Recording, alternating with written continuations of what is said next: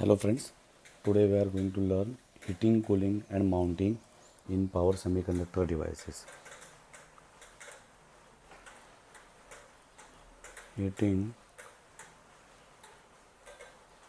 cooling, or I can say heat sink. Okay, so for any semiconductor device, there is always some power loss occurs at its junction.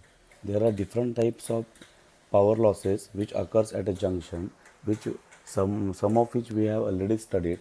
So if I want to revise, it may be forward conduction loss. Okay, this loss occurs when your device is conducting. Then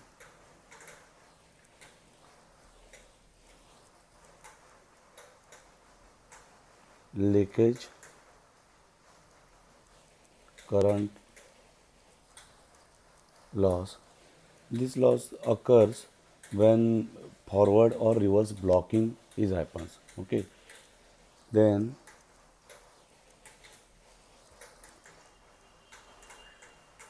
switching loss. When you switch on device from off to on state or on to off state, some loss occurs, that is called the switching loss. And one more is there,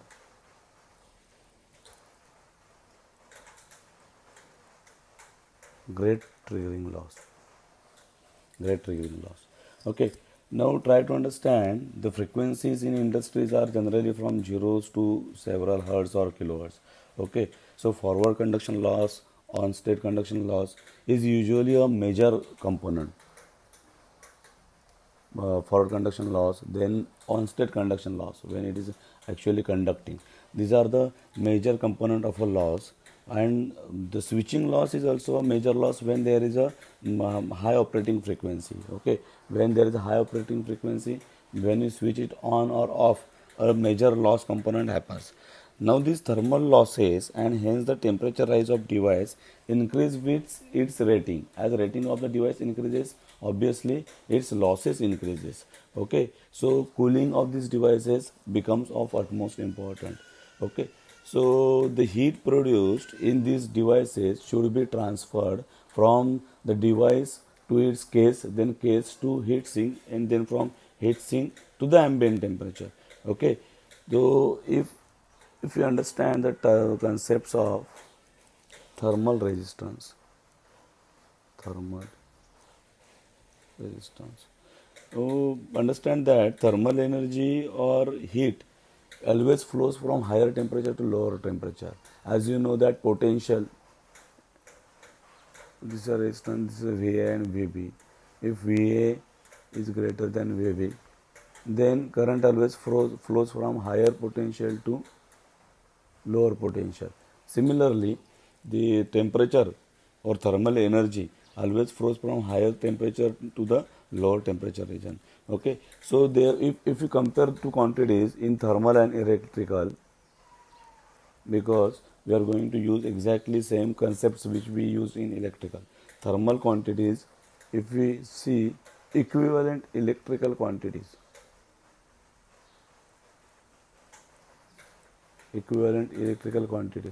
then if thermal quantity is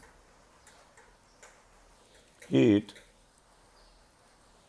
in joule or watt, then in electrical it is equivalent to charge, okay, in coulomb, right? If you can consider a temperature difference, then it's equivalent to potential difference in electrical quantity. Okay, if we consider thermal power,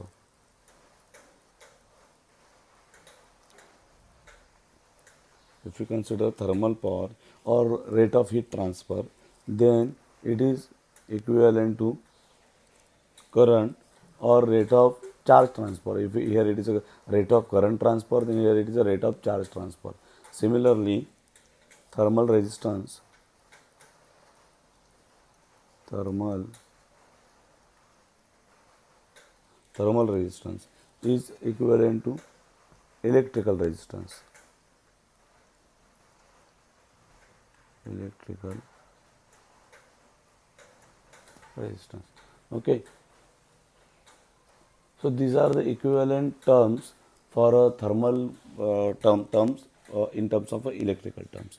Always remember that when thermal resistance, if thermal resistance is denoted by theta, if thermal resistance is denoted by theta, and if power loss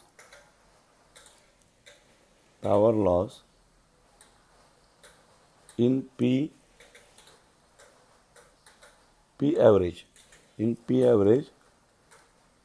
watt, okay, then this will cause the temperature of 2 points, which is one at T1 degree Celsius and another at T2 degree Celsius, and here T1 is greater than T2, then thermal resistance or this theta is always given as thermal resistance between 1 and 2 is given as temperature difference, that is I can say del T by PAV, or I can say T1 minus T2 divided by P average degree Celsius per watt. Are you getting? This is how thermal resistance can be represented. Now the heat generated in any power semiconductor device due to internal losses is generally at a junction which is within a semiconductor material. Now see, if I try to represent or draw the diagram for any device, say thyristor.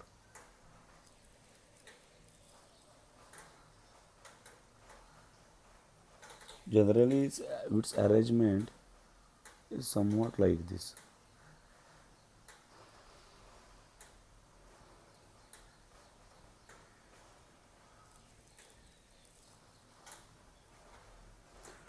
This is the device. This in between, this is the device. Then this outer side is case of the device. Okay, this outer side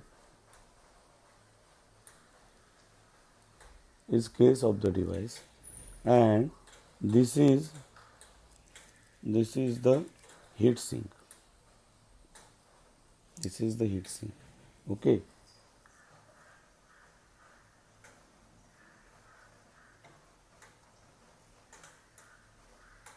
Heat sink is, this is, as I said, this is junction. Then temperature at this junction is say Tj, right? Tj at this point. Now from this point, when temperature is built up at this particular junction, it should be carried from junction to case, then from case to heat sink, then from heat sink to the ambient. Heat sink to the ambient. Then your device will cool, no, properly. So when temperature is developed, Tj temperature develops at junction, and if you want to pass it to the case, obviously there is some resistance between this your device and case, right? So if that resistance is given by theta Jc, junction temperature. Now the temperature at this particular point is Tc, which is the temperature at case. Temperature as case. This is theta Jc. Now from case, it should be transferred to heat sink, and the resistance in between is thermal resistance, is theta Cs. Okay. Okay. Now here temperature is, for this heat sink, it is Ts. J for junction, C for case, S for sink. Then from this heat sink to the ambient, there is some resistance. Okay, ambient temperature is TA, right? If I represent this in some equivalent diagram, I can represent like I have average power, which is P average. It is to be transferred from theta Jc, then theta Cs, then theta Sa, then it will transfer to the ambient temperature. It has to overcome these much resistances: theta Jc, theta Cs, theta Sa. Temperature here is Tj, here it is Tc, here it is Ts, here it is Ta. Are you getting? There is thus thermal resistance theta Jc between junction temperature Tj and Tc. Similarly, as I said, there are different resistances Tc, Ts, and ambient temperature Ta. Now, for this particular case, P average is the average rate of heat generated at junction and is analogous to constant current source. Hence, we can write average power P average as, just now I told you above T1 minus T2 upon P average. Okay, this is for theta, and for P average it is T1 minus T2 upon theta 1 2. Okay, so I can write P average as Tj minus Tc for theta Jc, right? Or I can say Tc minus Ts upon theta Cs, or else I can say for last term Ts minus Ta upon theta S. Or for these three quantities together, I can say it is from Tj to Ta, right? From Tj to Ta, and temperature is from junction to ambient. From junction to ambient, where this theta Ja is nothing but theta Jc plus theta Cs plus theta Ac, right? This is the total thermal resistance between junction and ambient. Or else you can write it as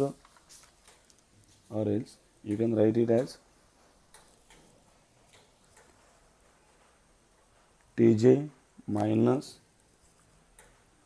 Ta equal to P average into theta Jc plus theta Cs plus theta Sa, right?